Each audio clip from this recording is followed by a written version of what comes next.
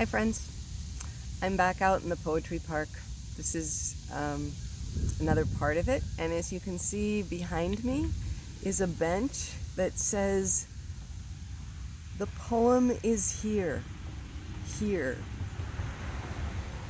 And what I want to talk about is about being here. As Ram Dass once famously said, "Be here now," in that book he wrote long ago. And of course, he died last year, but his truth in that statement was about being present to the current moment.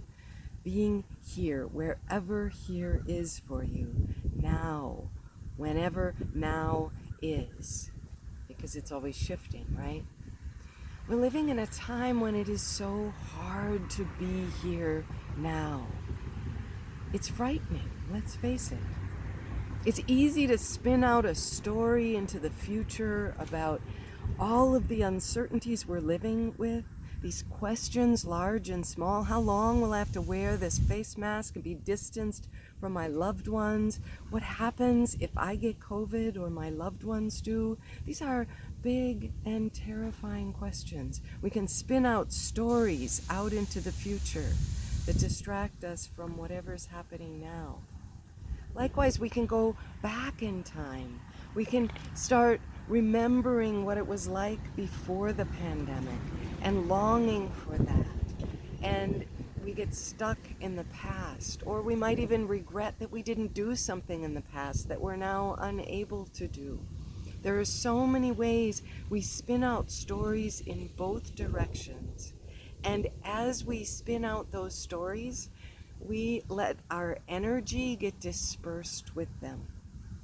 And there's very little energy left in the center, here, now, for whatever is happening in this moment, in this place, wherever you are. So we come back with that saying, be here now. And I think about sitting with my mom on the screened-in porch of a little cabin she and my dad built in the northern woods overlooking a bubbling branch of the Oconto River, and how she would sit on the old family glider from her parents' her childhood home.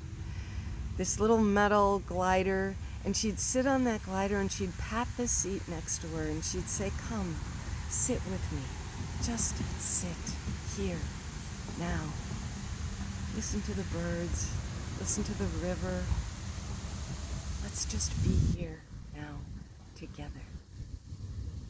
When I think about spiritual practice, about prayer, about meditation, about any kind of embodied movement, yoga, tai chi, all of these forms of spiritual practice, even the spiritual practice of writing, is a way of listening to that voice, whether it's our own or God's or a loved one or the earth itself, saying, "Come, sit with me.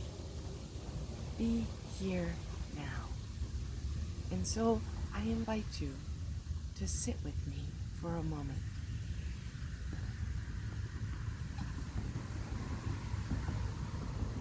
Come sit. Be here now.